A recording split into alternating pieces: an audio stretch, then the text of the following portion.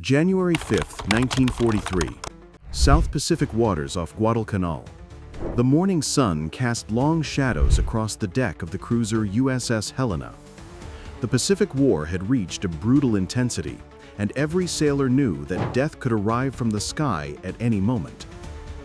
The Helena was on high alert, withdrawing southward after bombarding Japanese positions at Munda Airfield on New Georgia. Bitter experience had taught them that swift and deadly Japanese retaliation often followed such raids. 4 Japanese dive bombers, older IED-3A aircraft codenamed Valves by Allied forces, soon appeared on the horizon. Though slower than newer designs, their accuracy made them deadly. The alarm sounded, and gun crews scrambled to battle stations. The planes dove, their bombs finding their mark on HMNZ's Achilles before beginning their withdrawal. What happened next would change warfare forever, as the Japanese bombers climbed away, thinking they had escaped the range of American guns. Helena's 5-inch 38 caliber guns opened fire. Not with a desperate barrage, but with just a few shells. The gun crews watched as the projectiles streaked toward the distant aircraft, now over 4 miles away. Then, something extraordinary occurred. The shells exploded near the planes without hitting them directly. One bomber erupted in flames and tumbled into the ocean. Another followed moments later. The shells had exploded automatically when they came close enough to the targets. There were no timing calculations, no frantic adjustments of fuse settings, and no guesswork. The weapons simply knew when to detonate. Commander W.S. Parsons, who documented the engagement, noted that these were not lucky shots. These were precision kills achieved by a weapon that detected its own proximity to the target and detonated at exactly the right moment to maximize damage. The sailors had just used a secret so closely guarded that it ranked second only to the atomic bomb project in security classification. It was a device that would prove 3 to 4 times more effective than conventional ammunition. Yet, despite its incredible potential to save American lives, the highest levels of military command would refuse to authorize its widespread use for nearly 2 years. This is the story of the proximity fuse. Before 1943, shooting down an aircraft with anti-aircraft artillery was an exercise in deadly futility. The problem was simple. Aircraft are small, fast, and move in 3 dimensions, while artillery shells follow a predetermined ballistic path. Traditional anti-aircraft guns relied on 2 types of fuses with severe limitations. Contact fuses required a direct hit on a fast-moving object, a mathematical probability that was vanishingly small. Time fuses exploded at a specific moment after firing. Gun crews had to calculate the exact moment the shell would be nearest the aircraft, accounting for speed, altitude, wind, and trajectory. Any error, even a fraction of a second, meant the shell exploded harmlessly in empty air. The early war statistics were grim. At the start of the war in Europe, it took an estimated 20,000 rounds of anti-aircraft ammunition to shoot down a single enemy aircraft. Some estimates suggested figures as high as 100,000 rounds per kill. Naval vessels and ground installations expended enormous quantities of ammunition with little to show for it. At Pearl Harbor, the Coral Sea, and Midway, American sailors died because their anti-aircraft guns could not reliably stop attacking aircraft. Scientists and military planners across all warring nations knew there had to be a better solution. The concept of a proximity fuse, a shell that could detect its target and detonate automatically at the optimal distance for maximum damage, had been discussed for decades. The British began preliminary research in 1939. The Germans initiated at least 30 different proximity fuse programs. The Japanese experimented with acoustic and magnetic detection systems. Everyone recognized the transformative potential. However, recognizing potential and creating a functional weapon were distinct challenges. The technical obstacles seemed insurmountable with 1940s technology. The Germans, despite extensive research into acoustic, radio, and electrostatic fuses, had their programs halted in 1940 by direct order from Hitler, who demanded all research focus on projects that could reach production within 6 months. This decision, driven by overconfidence, proved catastrophic. When German research resumed in 1944, it was too late. The Japanese understood the concept, but lacked the industrial infrastructure for miniaturized electronics. Their vacuum tubes were larger, less reliable, and could not withstand the stresses involved. A proximity fuse would need to contain a miniature radar system capable of detecting aircraft and calculating distance in real time. This entire system had to fit inside an artillery shell only 5 inches in diameter. The components would need to survive acceleration forces of 20,000 times gravity when fired from a naval gun. The shell would spin at 25,000 revolutions per minute. Most experts considered it impossible with existing technology. Vacuum tubes, the basic building blocks of all electronic circuits, were delicate glass containers that shattered under far less stress. The British shared their early research with American scientists in September 1940 through the Tizard mission. Sir Henry Tizard brought preliminary designs and reports on failed experiments, but British scientists admitted they lacked the industrial capacity and specialized knowledge in miniaturized electronics to turn theory into mass-produced reality. The challenge fell to American researchers. The National Defense Research Committee assigned the project to Dr. Merle Tuve at the Applied Physics Laboratory of Johns Hopkins University. Tuve assembled a team that worked under conditions of absolute secrecy that rivaled the Manhattan Project. The fuse was given the intentionally vague codename Variable Time, abbreviated VT, to hide its true nature. The team faced one technical crisis after another. Standard vacuum tubes shattered instantly under the massive acceleration forces. In one test, engineers fired a standard radio tube and recovered only glass powder. The breakthrough came through a partnership with Sylvania Electric Products. Working with Section T engineers, Sylvania developed special miniaturized tubes with reinforced glass, multiple support structures, and shock-resistant internal components. They started with hearing aid tubes and modified them extensively, adding glass supports, shortening lead wires, and replacing standard materials. However, even these improved tubes failed repeatedly. The solution came from Dr. James Van Allen, a young physicist on the team, who would later discover the Van Allen radiation belts. He suggested using a wax and oil combination in precise ratios, with the tubes mounted at specific angles.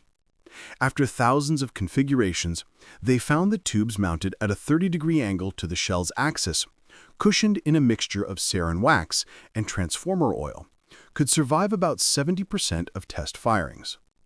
This was deemed acceptable for wartime production. The battery problem was solved with an ingenious and counterintuitive design. Engineers created a tiny glass ampule containing liquid electrolyte that sat inert until the shell was fired. When the gun fired, the massive acceleration shattered the glass, and centrifugal force from the shell's spin drove the liquid outward to contact metal plates. This initiated a chemical reaction that generated electrical current. The battery literally activated itself through the very forces that threatened to destroy it. The radar system required innovations to fit in a space the size of an ice cream cone. The transmitter and receiver had to share a single tiny antenna. Section T engineers developed an ingenious autodyne detector circuit that could sense minute changes in signal strength as the shell approached its target. When the reflected signal exceeded a specific threshold, the firing circuit would trigger the detonation. But proximity detection alone was not enough.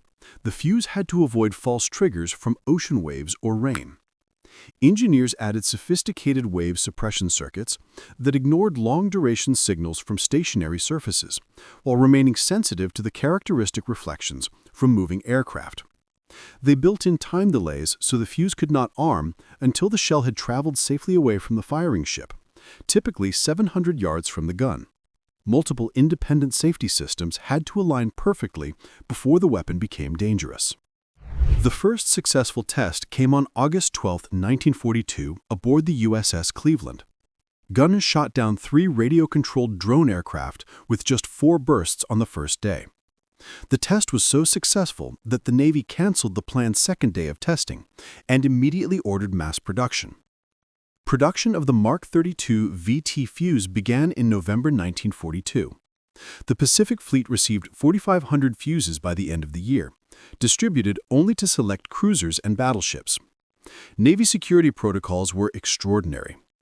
VT-fused shells could only be fired over deep water, where the depth exceeded 100 fathoms. Any dud that failed to detonate would sink beyond enemy reach. Ships received strict orders never to use the fuses where they might fall on land or in shallow water. The technology was too valuable to risk any possibility of capture. In early January 1943, the Helena put the new fuses to their first real combat test. The results exceeded all expectations. The ship's gunners fired only 22 rounds and achieved 2 confirmed kills at ranges previously thought impossible. A gunnery report stated, "The value of the Mark 32 fused projectile cannot be too highly stressed." Throughout 1943, VT-fused ammunition proved itself in battle. During that year, naval guns fired 36,370 anti-aircraft rounds. Although only 25% used proximity fuses, these shells accounted for 51% of all aircraft destroyed. Time-fused shells required an average of 508 rounds to destroy one aircraft, while proximity-fused shells required only 155 rounds per kill. The new technology was more than 3 times as effective as conventional ammunition. A proximity-fused shell created a lethal kill zone of 3,000 square feet, compared to 60 square feet for a perfectly timed conventional shell. The effective target area had become 50 times larger.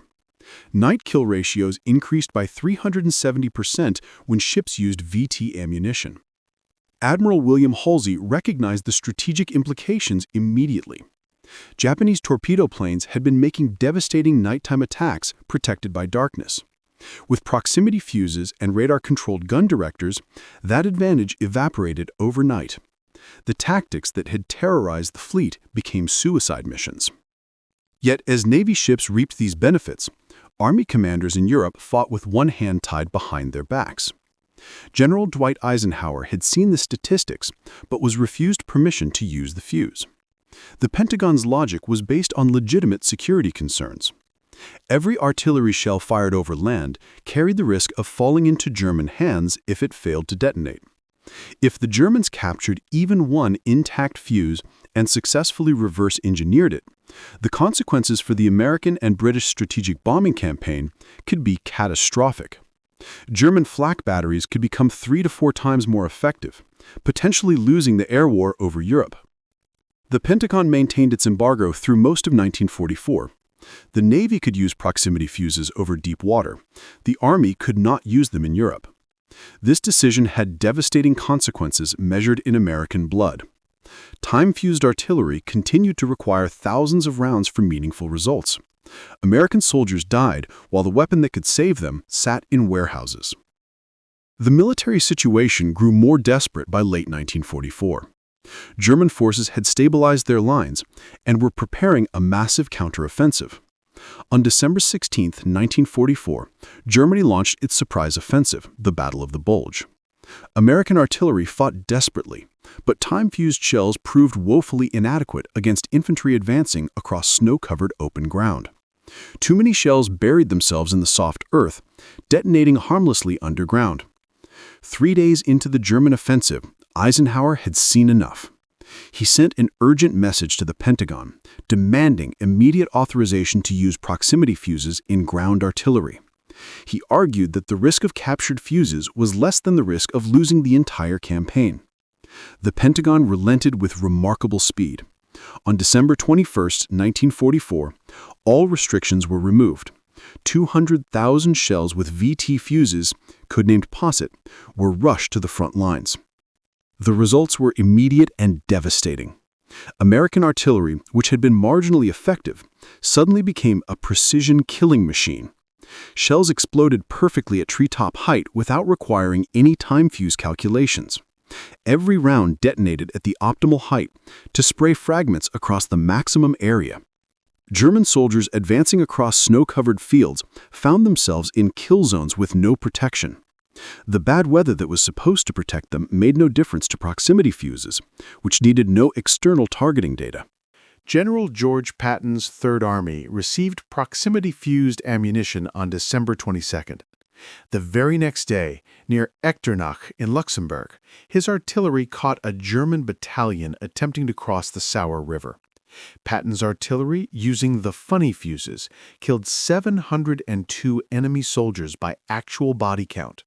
The German battalion ceased to exist as an effective fighting force.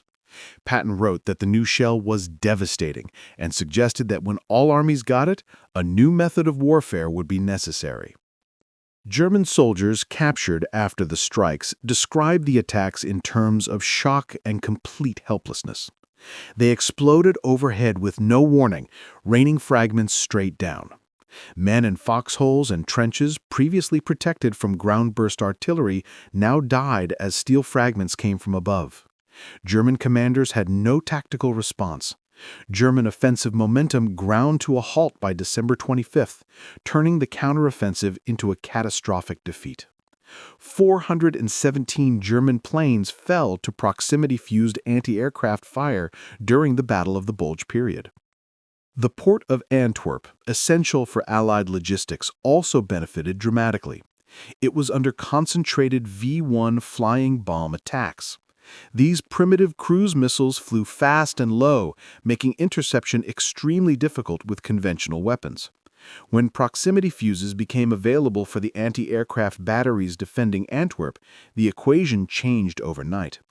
The success rate against V-1s climbed to nearly 80%. The vital supply port remained operational, enabling the Allied advance. Similarly, American proximity fuses' rush to Britain transformed the defense of London, with anti-aircraft batteries destroying 79% of all incoming V-1s by the end of August 1944. In the Pacific theater, the proximity fuse's importance grew even greater as Japanese tactics evolved into organized kamikaze attacks. By October 1944, Japan had lost most of its experienced pilots. The kamikaze units used aircraft as guided missiles piloted by men who accepted death as the starting point of their mission. Naval commanders immediately recognized that proximity fuses would be critical against this new threat. Ships heading to the Pacific received priority allocation of proximity-fused shells.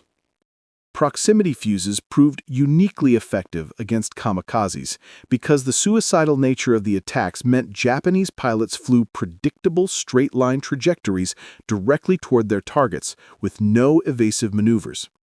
This predictability played directly to the proximity fuse's strengths. 5-inch guns firing VT ammunition required only 310 rounds per kill against kamikaze attackers, compared to 624 rounds per kill against conventional attacks. The Battle of Okinawa, from April to June 1945, became the ultimate test. Nearly 2,000 kamikaze sorties attacked the Allied fleet. American naval forces suffered the highest casualties of any Pacific campaign. 26 ships were sunk and 164 damaged. But without proximity fuses, the losses would have been catastrophic. Nearly 2/3 of all VT fuses expended during the entire war were used in just 7.5 months of 1945, most of them around Okinawa. Those fuses shot down over 2,000 Japanese aircraft that otherwise might have crashed into American ships. Post-war analysis concluded definitively that proximity-fused shells were 3 to 4 times more effective than timed fuse ammunition. Against kamikaze attacks, the advantage was even more pronounced, with some engagements showing 5 to 10 times greater effectiveness. The proximity fuse also provided a psychological advantage, filling the sky with air-burst explosions that seemed to track their movements with uncanny accuracy. The project also validated a revolutionary model of military research and development. The collaboration between academic researchers at Johns Hopkins, industrial manufacturers like Crossley and Sylvania, and military planners produced a war-winning weapon in under 3 years. The proximity fuse program represents one of the greatest production miracles of World War II.